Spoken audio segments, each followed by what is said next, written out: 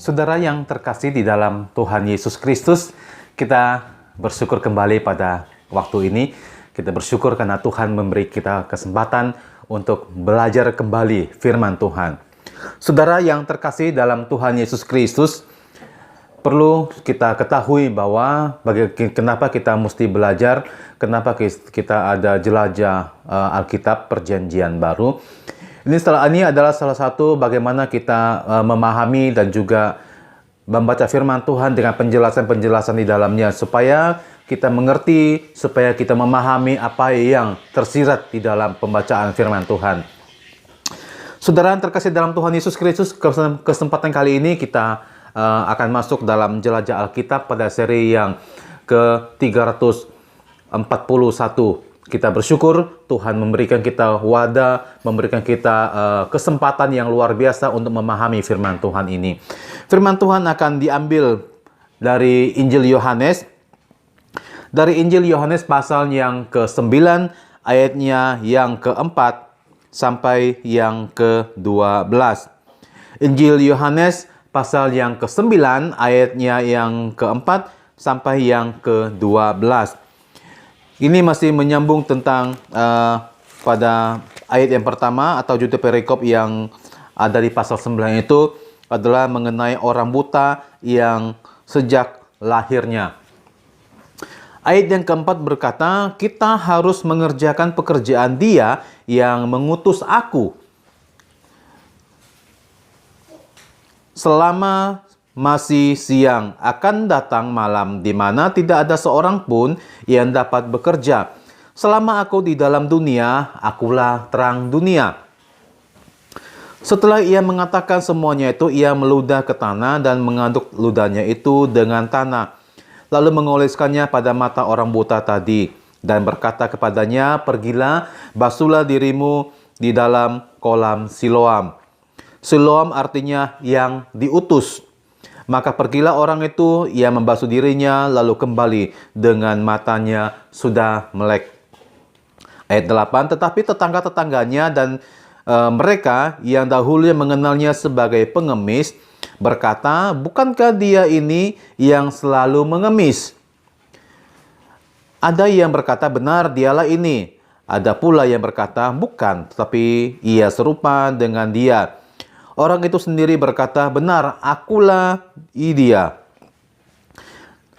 Ayat 10, kata mereka kepadanya, bagaimana matamu menjadi melek? Jawabnya, orang yang disebut Yesus itu mengaduk tanah, mengoleskan pada mataku dan berkata kepadaku, pergilah ke Siloam dan basuhlah dirimu. Lalu aku pergi dan setelah aku membasuh diriku, aku dapat melihat. Lalu mereka berkata kepadanya, di manakah dia? Jawabnya, aku tidak tahu. Saudara yang terkasih di dalam Yesus Kristus, kita bisa melihat bagaimana cara Tuhan Yesus untuk menyembuhkan orang buta tadi. Nah, pada zaman ini, penyakit atau kemiskinan itu bukan lagi suatu kutukan.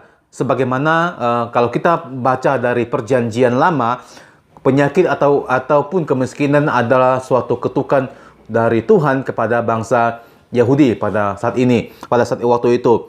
Tapi pada zaman ini, penyakit ataupun kemiskinan itu bukan lagi kutukan. Ataupun kekayaan belum tentu juga sebagai berkat Tuhan. Karena itu, sebagai orang yang beriman kepada Tuhan Yesus Kristus, jangan sampai kita percaya kepada Yesus Kristus atau beriman kepada Yesus Kristus hanya gara-gara kita menginginkan berkat-Nya. Apalagi berkat jasmani yang sifatnya itu tidak kekal. Jika kita diberi kesempatan untuk menderita karena sakit, bersyukurlah itu kepada Tuhan. Jangan sampai kita merasa bahwa Tuhan tidak adil terhadap kita karena masalah tersebut, karena sakit penyakit tersebut. Kita bisa tetap memuliakan Tuhan apapun kondisi dan keadaan kita. Kita bisa berguna dan lebih bermanfaat dengan kondisi kita apa adanya. Jika Tuhan memberikan kesempatan pada kita untuk menjadi sehat, untuk menjadi orang sehat, untuk menjadi orang kaya, kita pun tidak boleh sombong, ataupun justru yang harus kita lakukan adalah memakai semuanya itu, yaitu kesehatan, kekuatan kita, berkat kita, kekayaan kita untuk memuliakan nama Tuhan di dalam berbagai kondisi apapun juga itu. Tuhan Yesus adalah terang dunia, kalau kita baca pada perikop tadi. Tetapi terang dunia itu telah kembali ke sorga. Nah, saat ini kitalah yang memiliki tugas untuk mengerjakan, untuk melakukan pemberitaan firman itu menjadi terang dunia di tengah-tengah kehidupan kita. Nah, itu dapat kita lihat di dalam Matius pasal yang kelima ayat yang ke-14. Karena kita ada di dalam Kristus dan Kristus itu ada di dalam kita, kita harus mengerjakan semuanya itu, yaitu pekerjaan Yesus Kristus selama hari masih siang. Setelah Yesus mengatakan semuanya itu, ia kembali meludah ke tanah, kemudian dia mengaduk-aduk ludahnya itu dengan tanah, dengan tangannya sendiri, kemudian diambilnya hasil adukan itu dan dioleskannya kepada orang buta tadi. Sepertinya Tuhan Yesus sedang memperlihatkan kepada orang banyak bahwa dialah yang menciptakan segala sesuatu, sama seperti penciptaan manusia yang adalah dari debu dan tanah. Maka Yesus menggunakan debu dan tanah membuat mata orang tersebut menjadi melek kembali. Kemudian itu, Yesus memerintahkan orang buta tersebut untuk membasuh diri di kolam Siloam. Kalau kita perhatikan di pembacaan tadi, Siloam diartikan sebagai yang diutus. Nah, sebenarnya Yesus ingin mengatakan di sini bahwa Yesuslah yang sebenarnya diutus oleh Bapa di sorga. Nah, setelah orang buta itu sembuh, dia juga akan diutus untuk menjadi saksi bagi Yesus Kristus. Kita lihat tadi di pembacaan bahwa akhirnya orang buta tersebut juga mengalami kesembuhan secara jasmani. Tentu akhirnya dia bisa menikmati keindahan dunia ini yang selama ini sejak lahir dia tidak menikmati keindahan dunia ini. Hanya kegelapan yang meliputi kehidupannya karena dia lahir sudah buta. Sehingga sampai dia bertemu dengan Tuhan Yesus dan Tuhan Yesus menyembuhkan dan memelekkan matanya pada waktu itu. Dia menceritakan secara detail bagaimana kepada para tetangganya, hari-hari itu juga banyak orang yang bersaksi tentang keberhasilan, kesembuhan, berkat jasmani, dan lain-lain. Nah, hal-hal tersebut kalau kita perhatikan pada akhir-akhir ini, di zaman-zaman ini, kesaksian-kesaksian yang bersifat duniawi, yang bersifat jasmani, tentang kesembuhan, tentang kekayaan, berkat-berkat yang didapatkan, yang disaksikan oleh orang-orang pada zaman ini, kita perlu ingat bahwa kesaksian tersebut adalah kesaksian yang bersifat subjektif. Nah, kebenaran dari kesaksian itu sebenarnya bukan untuk orang lain, tetapi itu adalah dipakai untuk dirinya sendiri, kesaksian untuk dirinya sendiri, dan dia bisa memuliakan Tuhan dari diri sendiri kepada Tuhan karena berkat-berkat serta kesembuhan-kesembuhan yang dialaminya dari Tuhan. Sebagai orang percaya, jangan sampai pertumbuhan iman kita itu didasarkan dari kesaksian-kesaksian orang-orang yang mengalami mukjizat, yang mengalami berkat, yang mengalami kesembuhan yang bersifatnya adalah bersifat jasmani dan itu tidak memiliki nilai kekekalan di dalam pertumbuhan iman itu sendiri. Tetapi pertumbuhan iman kita justru harusnya itu bertumbuh karena pembelajaran, karena penggalian firman Tuhan yang Tuhan sudah perintahkan kepada kita, yaitu renungkanlah firman itu siang dan malam. Supaya apa? Supaya kita semakin memahami firman Tuhan tersebut.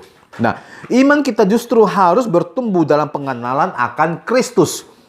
Melalui apa? Yaitu melalui pendalaman Alkitab di dalam kehidupan kita. Karena dengan demikian kita bisa memahami apa dan maksud tujuan dari Tuhan itu sendiri kepada kita, supaya kita mengerti dan memahami, dan iman kita bisa bertumbuh di dalamnya.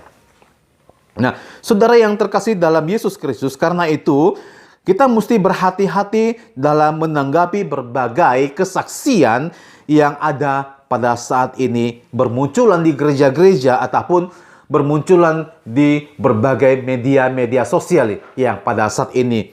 Itu kita dapat bisa melihat di berbagai channel-channel gereja-gereja ataupun channel-channel pribadi yang bersaksi tentang bagaimana Tuhan memberikan kesembuhan, bagaimana Tuhan memberikan pertolongan dan juga berkat-berkat yang bersifatnya adalah bersifat jasmani. Mungkin pada awalnya kesaksian seseorang itu diceritakan secara murni, tetapi jika orang tersebut kemudian membawa kesaksian itu kemana-mana, dan makin lama, justru itu akan dia jadinya seperti yang berkhotbah tetapi bukan dari dasar Alkitab, bukan dari dasar firman Tuhan, tetapi seolah-olah dia berkhotbah karena kesaksian tersebut. Nah, itu sungguh bisa berbahaya jika seseorang kemudian memberitakan kesaksian tanpa pengenalan yang benar akan Yesus Kristus, pengenalan yang benar akan firman Tuhan.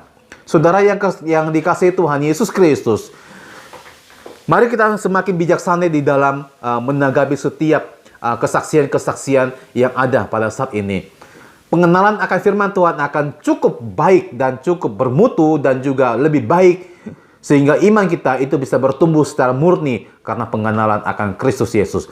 Karena yang bersifat kesaksian itu adalah bersifat jasmani yang hanya bisa mendukung, tetapi iman yang bertumbuh adalah iman karena pengenalan akan Yesus Kristus.